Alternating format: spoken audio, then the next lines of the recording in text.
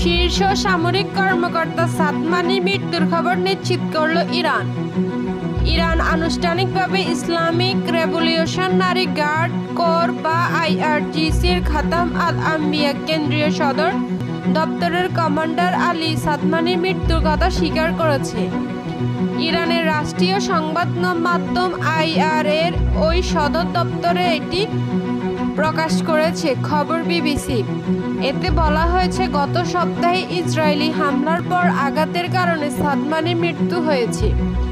Israel প্রতিরক্ষা বাহিনী 17 June এক বিবৃতিতে এই ঘোষণা করেছেন যে সুনির্দিষ্ট গোয়েন্দা তথ্যের ভিত্তিতে সাদমানিকে হত্যা করা হয়েছে। সাদমানি ইরানের সর্বোচ্চ নেতা আয়াতুল্লাহ আলী খামেনির একজন সহযোগী ছিলেন এবং দেশটির যুদ্ধকালীন প্রধান কর্মী হিসেবে পরিচিত ছিলেন।